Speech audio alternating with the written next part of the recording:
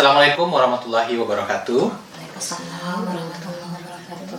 Dalam kesempatan kali ini, kami dari CGP Angkatan 6 Kota Bukit Tinggi, saya Zulfikar dari SMA Islam Al-Islah Bukit Tinggi, Saya Yusnita Nora dari TK Islam Al-Falah Bukit Tinggi. Dan saya Ferawati Desra dari SMA Negeri 4 Bukit Tinggi. akan melakukan demonstrasi kontek modul 2.3 tentang coaching dan supervisi.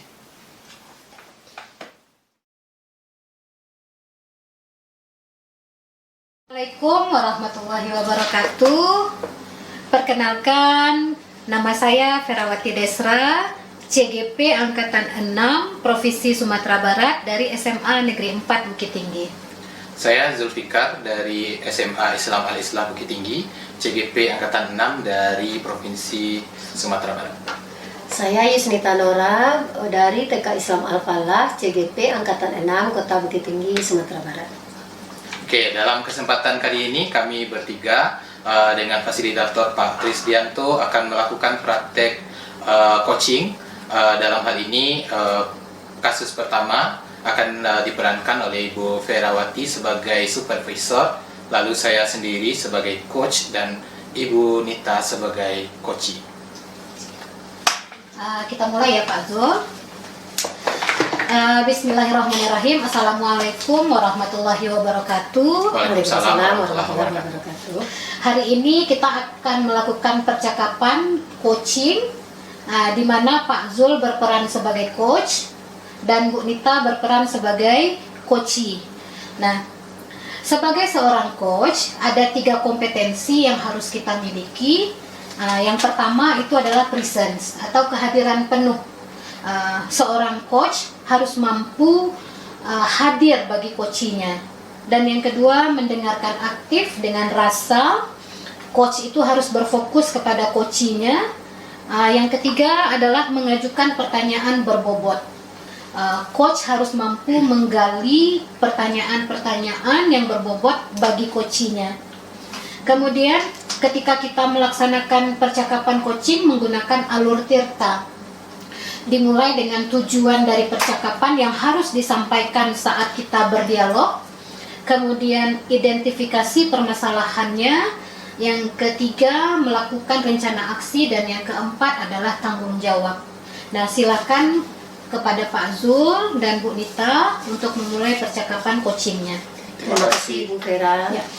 Oke Bu Vera, sesuai yang disampaikan oleh supervisor tadi, saya akan mengupayakan sebagai coach untuk mewujudkan kompetensi seorang coach, lalu menerapkan prinsip-prinsip coaching serta menjalankan alur tirta. Ya. Oke, selamat siang Ibu Nita. Selamat siang Pak Zul. Bagaimana kabarnya siang hari ini Bu Nita? Alhamdulillah sehat Pak Zul. Alhamdulillah. Jadi sedang sibuk apa nih sekarang Bu Nita? Sekarang karena kita akhir semester, lagi sibuk tentunya mempersiapkan laporan perkembangan anak-anak atau rapor. Kemudian di samping tugas-tugas lain yang saya juga diamanahkan sebagai bendahara BOP sekolah, tentunya akan membuat laporan-laporan dari bantuan tersebut. Oke, lalu kira-kira Bu Nita, di pertemuan kita kali ini, percakapan kita hari ini, apa yang harapan Ibu Nita dalam percakapan kita hari ini? Di sini mungkin Pak Zul, saya ingin mendapatkan solusi atau dalam menyelesaikan permasalahan, yaitu memanajemen waktu, menyelesaikan tugas-tugas yang sering bersamaan antara tugas sekolah dengan tugas kita sebagai CGP di LMS. Oke, jadi tujuan Ibu Nita melakukan kegiatan percakapan kita pada kesempatan kali ini itu untuk melakukan atau mencarikan solusi terkait manajemen waktu ya. Mengingat tadi Bu Nita juga menyampaikan ya di awal sedang sibuk sebagai tugas sebagai seorang guru, ditambah lagi sebagai bendahara ya Bu Nita ya. Lalu sekarang sebagai tugas sebagai calon guru penggerak angkatan 6 juga harus diselesaikan. Kira-kira Bu Nita, apa ukuran keberhasilan dari kegiatan kita pada kesempatan kali ini? Saya rasa ukuran untuk keberhasilan yaitu ketika saya dapat menyelesaikan tugas-tugas tersebut, tugas-tugas yang diamanahkan tersebut tepat waktu dengan rasa aman dan nyaman. Oke, jadi ukuran keberhasilannya adalah ketika ibu bisa melakukan manajemen waktu ya dengan memiliki perasaan aman dan nyaman. Begitu Ibu Nita? Iya Pak Zul. Nah, Ibu Nita, jadi selama ini pengalaman Ibu Nita menerapkan manajemen waktu ya dalam melakukan kegiatan Ibu sebagai seorang guru dan sebagai seorang calon guru penggerak, kira-kira kalau kita kasih skala 1 sampai 10, Ibu Nita pada posisi berapa nih sekarang? Sepertinya mungkin saya rasa saya masih berada di skala 6 atau 7 Pak Zul. Skala 6 atau 7 ya Ibu ya. Lalu dengan skala 6 sampai 7 ini apa yang ingin Ibu Nita lakukan? Tentunya di sini saya ingin meningkatkannya menjadi 9 atau 10. Oke, jadi Ibu Nita dari skala 6 atau 7 ingin ditingkatkan menjadi 9 atau 10 gitu ya Bu Nita ya? Iya Pak Zul. Nah, untuk mewujudkannya menjadi 9 atau 10 ini, kira-kira apa kelebihan atau kekuatan Ibu Nita sehingga bisa mencapai yang namanya manajemen waktu tadi? Di sini saya merencanakan menyusun atau membuat daftar urutannya atau skala prioritas dari tugas-tugas tersebut. Kemudian saya akan menyelesaikan tugas-tugas tersebut sesuai dengan daftar urutannya. Kemudian mungkin di sini saya akan berkonsultasi dengan kepala sekolah, dengan rekan guru sejawat dalam mencarikan solusi dari permasalahan yang saya hadapi dalam menyelesaikan tugas-tugas tersebut. Oke, jadi kekuatannya adalah Bu Nita nanti akan menyusun yang namanya skala prioritas, begitu ya Bu Nita ya, dan juga nanti berkonsultasi dengan kepala sekolah terkait dengan masalah yang Ibu Nita hadapi, begitu Betul, Ibu Nita? Pak Zul.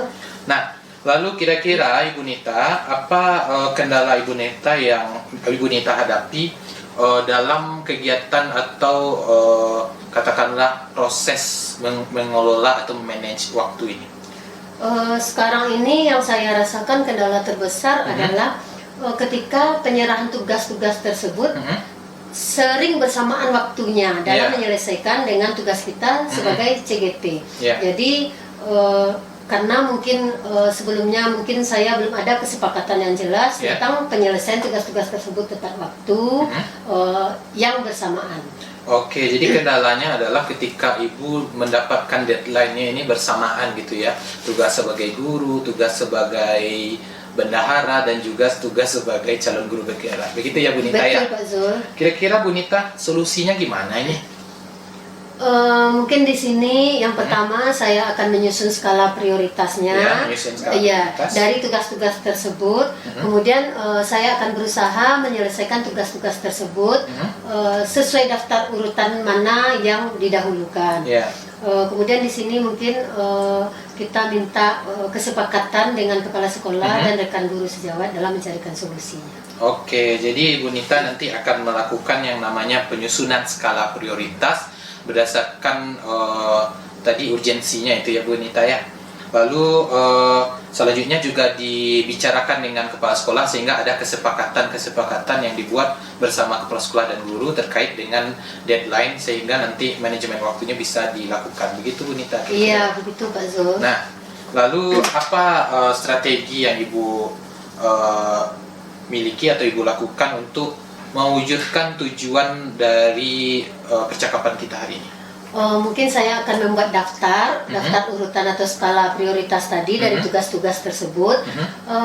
Mungkin bisa jadi saya menempelnya supaya mengingatkan mana tugas tersebut yang harus didahulukan sesuai urutannya tadi, mana yang tidak kejar target gitu. Ya, kemudian mungkin setelah itu saya membicarakan dengan kepala sekolah, dengan rekan guru sejawat untuk mencari solusi dari permasalahan tersebut supaya bisa cepat selesai. Oke, jadi Bu Nita akan melakukan penyusunan skala prioritas dan tidak hanya disusun, juga nanti akan ditempel ya, sehingga sebagai penanda atau pengingat tadi yang Ibu sampaikan, dan nanti juga didiskusikan juga dengan kepala sekolah dan rekan guru, begitu Bu Nita ya? Iya, begitu Pak Zul. Nah, lalu apa ukuran keberhasilan Ibu dalam melakukan manajemen waktu kira-kira? Ukuran keberhasilan ya saya merasakan kalau kita melaksanakan tugas-tugas tersebut tepat waktu, menyelesaikannya sesuai prioritasnya, kita rasanya aman, nyaman tidak ada yang mengganjal lagi karena tugas belum selesai. Begitu yang saya rasakan, Pak. Oke, jadi Ibu ketika berhasil itu Ibu merasakan tidak ada lagi yang mengganjal ya di hati, sehingga semuanya merasa sudah teratasi, deadline-nya semua sudah dilaksanakan. Begitu ya Bu ya? Iya, Pak Zul. Nah, lalu apa yang perlu Ibu siapkan untuk mengatasi kegagalan dalam mencapai tujuan ini? Mungkin di sini saya akan membuat agenda dari kegiatan atau urutan untuk menyelesaikan tugas tersebut sesuai waktunya, yang akan saya laksanakan menyelesaikan tugas-tugas tersebut, dan semua rekan guru mungkin melihat bagaimana saya cara menyelesaikan tugas-tugas tersebut. Jika terjadi kegagalan, mungkin saya mendiskusikannya kembali dengan rekan-rekan guru dan kepala sekolah, bagaimana cara mencari solusinya. Oke, jadi Ibu ketika untuk mengatasi kegagalan ini juga nanti selain melakukan refleksi terhadap diri sendiri, juga nanti akan melakukan yang namanya diskusi kembali dengan kepala sekolah dan rekan guru, begitu Ibu ya? Iya, Pak Zul. Nah, kira-kira dari rencana atau strategi yang Ibu rumuskan pada pembicaraan kita kali ini, kapan kira-kira Ibu mau melakukan kegiatannya ini, Bu? Insya Allah rencana mungkin semester depan, Pak Zul, karena sekarang kita kan waktunya udah mepet mempersiapkan rapor-rapor anak-anak, penilaian anak-anak. Mungkin rencananya semester depan atau semester genap. Oke, baik. Berarti Ibu akan merencanakan memulai untuk kegiatan manajemen waktu ini di semester depan, begitu Ibu ya? Lalu siapa yang dapat membantu Ibu dalam mewujudkan tujuan yang sudah Ibu rumuskan pada hari ini? Kalau di sekolah mungkin sudah pasti ya Pak Zul, kepala sekolah yang akan memberikan dukungan, kemudian rekan-rekan guru ikut membantu. Namun juga saya di samping bantuan, mungkin bantuan itu kan ada moral maupun material, jadi saya juga membutuhkan support atau motivasi dari teman-teman rekan guru di sekolah. Oke, jadi yang akan membantu salah satunya nanti ada dari rekan guru dan juga kepala sekolah, baik berupa dukungan moral ataupun material, begitu Ibu ya? Iya Pak Zul. Nah Ibu Nita, kira-kira dari percakapan kita hari ini masih ada yang ingin disampaikan? Rasanya mungkin saya rasa udah cukup Pak Zul, soalnya ya udah hilang, udah lega rasanya setelah kita melakukan percakapan ini. Oke, semoga kegiatan coaching kita kali ini dapat memberikan solusi atas masalah yang Ibu Nita hadapi dan dapat memudahkan atau melancarkan kegiatan-kegiatan Ibu Nita sebagai seorang guru, sebagai bendahara maupun sebagai calon guru pelajaran. Amin. Terima kasih Pak Zul atas waktunya dan bantuannya dalam mencarikan solusi dari permasalahan yang saya hadapi. Oke, sama-sama Ibu Nita, sukses selalu. Luar biasa percakapan coaching yang dilakukan oleh Bu Nita dan Pak Zul, di mana Pak Zul sebagai coach. Dari yang saya lihat tadi, percakapannya dilakukan dengan santai, seperti air yang mengalir. Kemudian coach mampu memberikan pertanyaan-pertanyaan yang mengeksplor apa yang dihadapi oleh Ibu Nita yang memiliki permasalahan dalam memanage waktu, baik sebagai seorang guru, bendahara, maupun sebagai seorang calon guru penggerak.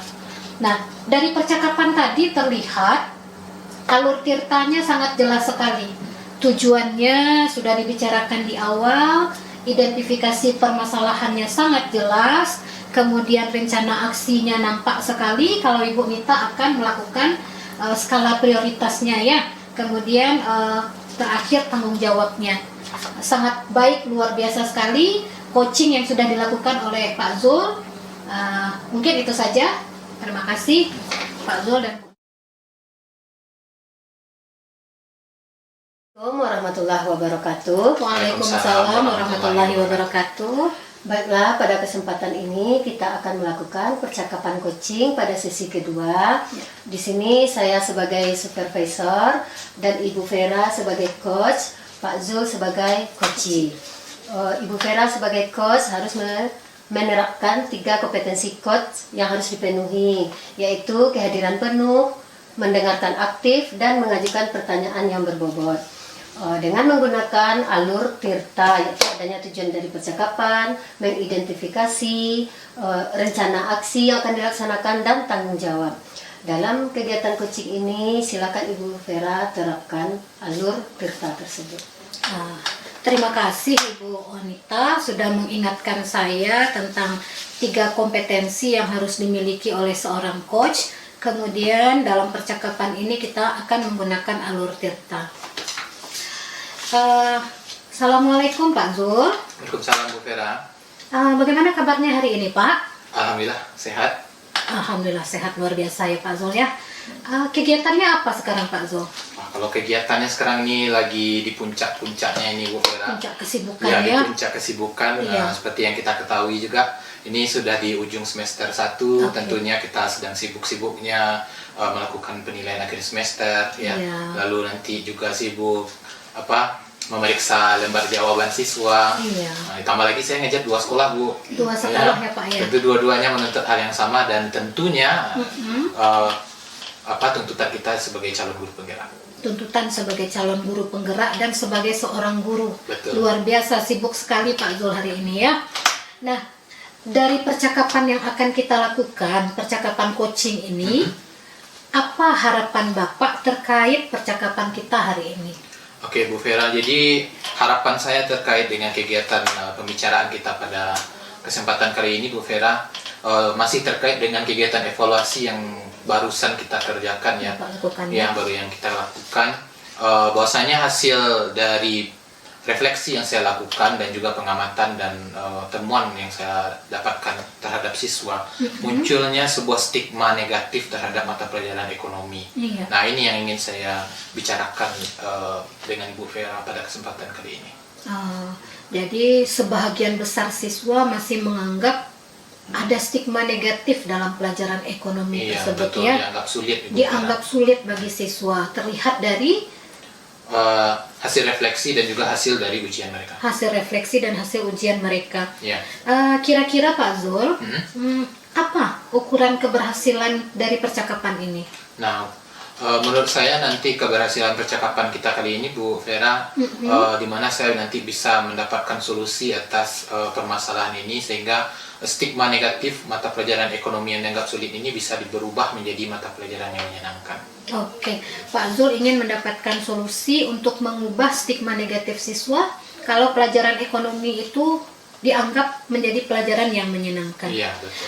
Nah, Pak Zul, berapa nilai skala Pak Zul dari 1 sampai 10 keberhasilan yang Bapak lakukan dalam menghadirkan stigma negatif ekonomi itu bukan pelajaran yang sulit, tetapi merupakan pelajaran yang menyenangkan. Kira-kira Pak Zul di skala berapa? Oke, berdasarkan hasil refleksi yang saya lakukan Bu Vera dan temuan-temuan bersama siswa, mungkin posisi saya sekarang ini terkait dengan penyajian materi atau pembelajaran ekonomi ini yang dianggap sulit ini yaitu di skor 6 atau 7. Oh, masih di skor 6 dan sampai 7 ya Pak Zul ya. Lalu apa yang akan Bapak lakukan dengan skala 6 sampai 7 tersebut? Oke, tentunya Bu Vera, dari percakapan kita hari ini saya ingin meningkatkan ya skala perbandingannya itu dari 6 sampai 7 mungkin bisa dinaikkan menjadi 9 bahkan atau nilai sempurna menjadi 10 Bu Vera. Iya. Berarti kalau nilainya sempurna 10 artinya siswa itu sudah menganggap pelajaran ekonomi itu menjadi pelajaran yang menyenangkan. Iya, betul. Oke. Kira-kira apa kekuatan yang Pak Zul miliki untuk mengubah stigma negatif tersebut terhadap pelajaran ekonomi tadi? Oke, keunggulan mungkin Bu Vera yang saya miliki adalah sebagai seorang guru ekonomi yang merupakan rumpun ilmu yang berkembang ya. Saya selalu mengupdate informasi dan perkembangan ekonomi sehingga saya bisa menyajikan materi-materi ekonomi itu berdasarkan fenomena yang terjadi sekarang ini. Nah, kira-kira begitu. Pak Zul mengupdate perkembangan ekonomi sehingga siswa tidak ketinggalan informasi ya Pak Zul ya. Nah, apa peluang yang dapat Bapak ambil dalam mengubah stigma tentang mata pelajaran ekonomi ini? Nah, mungkin peluangnya mungkin saya bisa kaitkan dengan kehidupan sehari-hari siswa kita sekarang sesuai dengan kodrat zamannya sekarang ini Bu Vera. Mungkin kalau sekarang ini zamannya itu kan zaman sosial media ya. mungkin saya bisa kaitkan nanti kegiatan ekonomi ini tidak hanya seperti teori yang ada di buku, mungkin juga kita kaitkan nanti dengan sektor ekonomi kreatif. Sekarang ini banyak YouTuber, ya selebgram dan sebagainya. Tentu hal ini juga terkait dengan ilmu ekonomi juga. Iya, ilmu Pak Zul akan mengaitkan ekonomi itu dengan permasalahan dalam kehidupan sehari-hari, Iya, kemudian ada ekonomi kreatif. Iya. Selain itu ada lagi Pak yang Bapak bisa lakukan? Nah, selain dari itu saya juga akan menanyakan cita-cita mereka, Bu. Cita-cita mereka. Kenapa saya perlu tanyakan? Nanti kan bisa saya kaitkan juga bahwasanya apapun cita-cita mereka itu semuanya ujung-ujungnya ada kaitannya dengan ilmu ekonomi. Meskipun ya. Betul. mereka itu cita-citanya bukan berkaitan langsung dengan ilmu ekonomi. Iya, mengaitkan cita-cita mereka walaupun cita-citanya bukan Ya. di bidang ekonomi, tapi pasti akan berkaitan dengan muaranya ekonomi, perekonomian ya Pak Zul ya. Misalnya dia mau jadi dokter misalnya, Bu ya. Iya. Ujung-ujungnya pasti nanti ada motif ekonomi di dalam. Iya, obat yang akan mereka beli, Betul. kemudian jumlah uang yang akan mereka keluarkan. Iya, Oke. Lalu apa kendala yang Pak Zul alami dalam mengubah stigma negatif tersebut? Nah, berbicara terkait dengan kendala ini yang saya hadapi setiap masuk kelas ini, Bu Vera ya. Saya sering tidak nyambung dengan siswa karena mereka ini jarang nonton berita.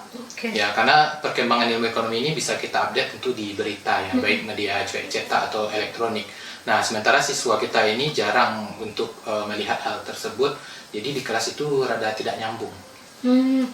Siswa ini tidak nyambung padahal mereka mempunyai HP, Iya, betul. kemudian mereka mempunyai akses internet, tapi mereka kurang tertarik untuk melihat berita-berita ekonomi mungkin ya Pak. Betul. Lalu apa solusi yang akan Pak Zul lakukan? Nah, jadi mungkin solusi yang akan saya berikan adalah terkait hal ini sehingga nanti bisa komunikasinya nyambung. Mungkin di 5 menit awal itu saya akan tayangkan dulu cuplikan berita yang mungkin kita ambil dari YouTube atau dari media cetak terkait dengan materi. Nah, sehingga nanti di awal mereka sudah punya dasar sehingga nanti ketika kita memberikan materi bisa nyambung. Oke. Pak Zul akan menayangkan cuplikan berita 5 menit sebelum memulai pembelajaran. Ya. Sebagai pertanyaan pemantik mungkin bagi mereka ya Pak Zul ya. Betul. Lalu apa strategi Bapak dalam mengubah stigma negatif tentang mata pelajaran ekonomi tersebut? Oke, jadi strategi yang saya lakukan adalah Bu Vera, mungkin saya akan mengubah pola mengajar ya, di kelas. Mungkin juga saya akan menyelipkan permainan di dalamnya atau seperti menggunakan modal permainan monopoli untuk pembelajaran akuntansi, lalu mengajak siswa belajar langsung di lapangan, misalnya untuk melihat kondisi perekonomian kita ajak ke pasar, atau terkait dengan kewirausahaan mungkin kita lakukan kunjungan usaha sehingga nanti bisa lebih realistis, serta nanti saya juga akan menyusun LKS yang menuntut siswa aktif gitu. Oke, luar biasa sekali Pak Zul apa yang akan Pak Zul lakukan. Nah, Pak Zul akan melakukan pola mengajar yang bervariasi, kemudian melakukan permainan di dalam pembelajaran ekonomi, kemudian ada kunjungan usaha ya. Betul. Kira-kira Pak Zul bisa jelaskan tidak kunjungan usaha seperti apa yang akan Pak Zul lakukan? Mungkin kunjungan usaha yang bisa kita lakukan adalah nanti kunjungan usaha yang bisa menunjukkan potensi atau kegiatan ekonomi ya. Misalnya kalau kita di Bukit Tinggi ini bisa kita kunjungi sentral ekonomi kreatif, atau sekarang kita juga di Bukit Tinggi ini kan juga punya pasar online, nanti kita bisa kunjungi juga kantornya sehingga mereka bisa melihat realnya ekonomi ini kemana gitu. Oke. Kemudian ada LKS eksploratif. Seperti apa bentuknya LKS eksploratif yang Pak Zul rancang? Oke. LKS eksploratif yang saya rancang ini adalah LKS yang menuntut siswa aktif. Jadi lembar kerja siswa itu yang bekerja memang siswa, Bu Vera, tetapi dalam LKS ini saya tidak akan memberikan materi secara utuh, tetapi berupa indikator dan subindikator. Nah, nanti siswa diberikan kemerdekaan untuk melengkapi materi tersebut, baik dari sumber manapun, dan bentuknya seperti apapun juga boleh sesuai dengan minat bakat mereka. Jadi gak berupa ringkasan saja, boleh dalam bentuk peta konsep kah, atau poster, atau bagaimana. Luar biasa sekali LKS eksploratifnya ya Pak Zul ya. Mungkin saya bisa kembangkan juga nanti untuk pelajaran matematika. Lalu apa ukuran keberhasilan dari rencana aksi yang Bapak buat tersebut? Nah, ukuran keberhasilannya tentu Ibu sesuai dengan tujuan pembicaraan kita di awal. Berubahnya stigma negatif ekonomi ini sebagai mata pelajaran yang dianggap sulit menjadi mata pelajaran yang dianggap menyenangkan. Iya, adanya perubahan stigma. Iya, betul. Dari peserta didik, kalau ekonomi itu dari pelajaran yang dianggap sulit menjadi pelajaran yang dianggap menyenangkan. Yeah. Lalu kira-kira apa yang Bapak siapkan untuk mengantisipasi kegagalan? Nah, dalam mengantisipasi kegagalan, saya mungkin akan menyiapkan beberapa hal ya terkait dengan eksekusi yang sudah dilakukan. Tentunya berupa rencana-rencana berikutnya ya, melakukan refleksi terhadap apa yang sudah dilakukan tentunya, dan nanti melakukan diskusi juga dengan beberapa pihak seperti rekan guru dan juga kepala sekolah. Melakukan diskusi dengan rekan-rekan guru maupun dengan kepala sekolah. Ya. Pak Zul bisa melakukan rencana ini kapan? Nah, mungkin karena kita sekarang udah mau bagi rapor ya Bu Vera ya. Akhir semester 2 ya Pak Zul ya. Akhir semester 1 ya. Akhir semester 1. Oke. Kita mungkin akan dilaksanakan ini, saya eksekusi mungkin di awal semester 2 depannya. Awal semester genap, Pak Zul akan melakukan rencana aksi yang Pak Zul rencanakan. Betul. Kemudian siapa yang dapat membantu Bapak dalam mewujudkan tujuan ini? Nah, kalau berbicara siapa, karena ini kita membahas siswa ya Bu Vera ya, iya. Pastinya yang akan menyukseskan ini selain saya sebagai gurunya, tentu siswa saya itu sendiri. Siswa sendiri. Iya, karena kalau ke perencanaan sebaik apapun kita lakukan, kalau siswa kita tidak bisa diajak kerjasama, saya pikir ini akan menjadi batu sandungan bagi kita. Selanjutnya tentu juga saya juga butuhkan dukungan dari rekan sesama guru, lalu kepala sekolah, dan tentunya rekan-rekan MGMP Ekonomi di Kota Bukit Tinggi, sehingga kita bisa sharing masalah dan mencarikan solusinya bersama. Oke, semua stakeholder yang ada di sekolah, siswa, Betul. guru, kepala sekolah, kemudian rekan-rekan yang ada di MGMP Ekonomi tentunya di Kota Bukit Tinggi. Apa masih ada yang ingin kita perbincangkan pada kesempatan kali ini Pak Zul? Mungkin saya pikir saya sudah mendapatkan apa yang solusi dari kasus atau permasalahan yang saya hadapi Bu Vera. Alhamdulillah saya mungkin sudah merasa lebih nyaman sekarang ini untuk menghadapi semester depan. Semoga coaching yang kita lakukan ini dapat membantu Pak Zul menghadapi permasalahan agar mengubah stigma negatif siswa kalau pelajaran ekonomi itu sulit menjadi pelajaran yang menyenangkan, dan dilakukan di semester genap nanti ya. Iya, betul Bu. Semoga bisa dijalankan ya Pak Zul. Iya, terima kasih Bu Vera atas waktunya. Sama-sama Pak Zul. Ya, atas solusi dan yang Ibu berikan. Saya ucapkan terima kasih. Sama-sama. Wow, hebat sekali, keren sekali. Dari percakapan tadi saya melihat coach sudah menerapkan kompetensi yang harus dipenuhi. Kemudian dari kendala-kendala yang dihadapi tadi sudah dapat mendapatkan solusi serta harapan tentang pelajaran ekonomi menjadi pelajaran yang menyenangkan bagi anak. Kemudian pembelajarannya juga ini tadi saya dengar membawa langsung anak membawa terjun langsung seperti ke pasar atau ekonomi kreatif. Jadi dengan bantuan dan kerjasama pihak terkait. Baiklah, semoga permasalahan yang terjadi dapat terselesaikan dan semangat untuk pembelajaran ke depan. Baiklah, kita sudah masuk kepada kasus ketiga, di mana pada kasus ketiga ini saya Zulfikar berperan sebagai supervisor, lalu ada Ibu Yusnita Nora sebagai coach dan Ibu Vera sebagai coachee. Nah, sebelum kegiatan coaching dimulai, Ibu Yusnita Nora, saya selaku supervisor ingin mengingatkan beberapa hal. Yang pertama terkait dengan kompetensi seorang coach, di mana saya berharap Ibu dalam melakukan kegiatan coaching mampu presets atau hadir penuh dalam kegiatan coaching ini. Lalu yang kedua, jangan lupa mendengar aktif sehingga coachee bisa rileks dalam kegiatan coaching. Lalu menyiapkan pertanyaan-pertanyaan yang berbobot sehingga percakapan bisa berjalan dengan nyaman. Nah, Jangan lupa Ibu Nita sebagai coach juga menerapkan yang namanya alur tirta, di mana di kegiatan awal jangan lupa merumuskan tujuan dari kegiatan coaching ini sehingga pembicaraan kita tidak melebar kemana-mana. Lalu diteruskan dengan pengidentifikasian masalah, menyusun rencana aksi, dan jangan lupa membuat tanggung jawab. Mungkin bisa Ibu Nita sebagai coach menerapkan hal tersebut dalam kegiatan coaching bersama Ibu Vera. Baik, terima kasih Pak Zul sudah mengingatkan saya di sini sebagai coach tentang 3 kompetensi coach yang harus dipenuhi. Kemudian juga di sini kita menggunakan percakapan alur tirta yang mana ada tujuan, identifikasi masa, identifikasi, rencana aksi, dan tanggung jawab. Baik, mungkin di sini kita mulai Ibu Vera. Ya. Assalamualaikum Ibu Vera. Waalaikumsalam Bu Nita. Gimana kabarnya Ibu Vera siang hari ini? Alhamdulillah sehat. Bu Nita apa kabarnya? Alhamdulillah sehat Bu Vera. Ini sekarang ini saya dengar-dengar Ibu Vera kegiatannya lagi sibuk apa? Sekarang tentunya karena ini akhir semester ganjil, kita sedang sibuk untuk melakukan penilaian. Kemudian saat ini pun saya sedang sibuk untuk mengikuti pendidikan guru penggerak. Dan alhamdulillah tanggal 13 sampai tanggal 16 Desember saya akan ke Jakarta untuk mengikuti BIMTEK, pembuatan video pembelajaran. Wah, hebat sekali, banyak sekali ya kegiatan Ibu Vera pada akhir semester ini.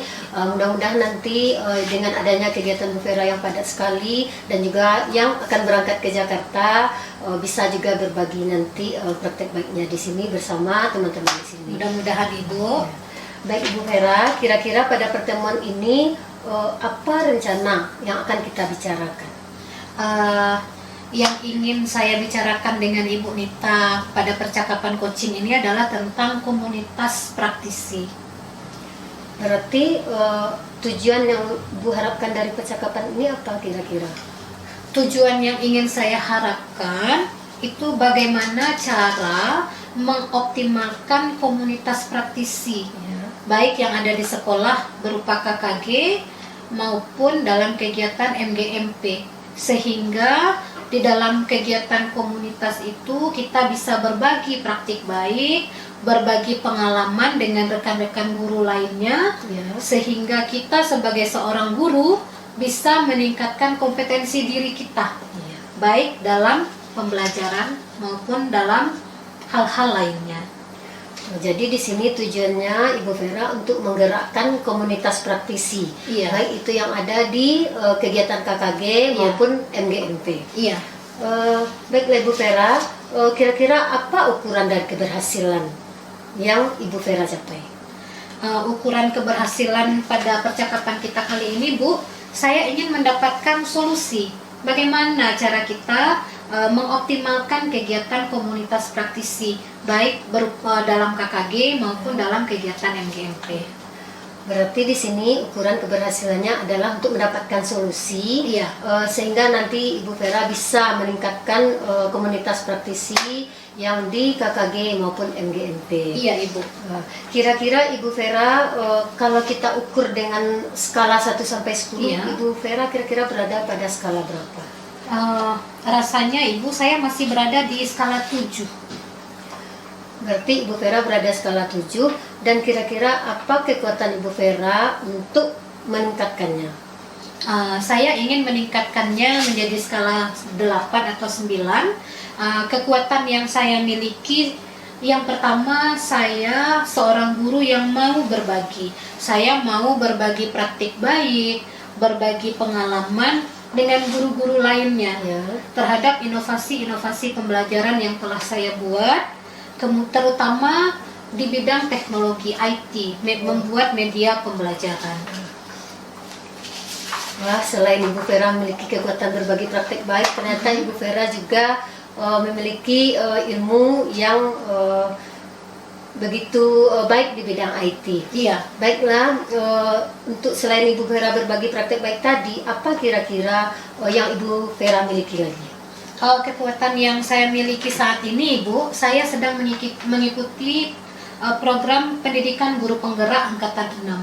Nah, di dalam pendidikan guru penggerak itu kita belajar tentang pembelajaran berdiferensiasi.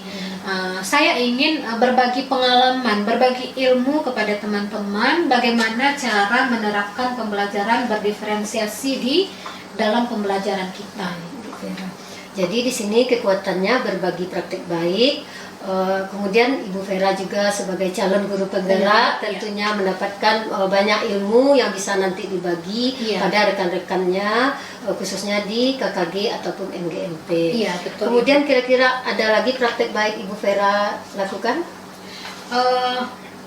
Kekuatan maksudnya Ibu ya? Iya Bu Vera, kekuatan yang saya miliki saat ini, saya mampu berkolaborasi dengan rekan sesama guru.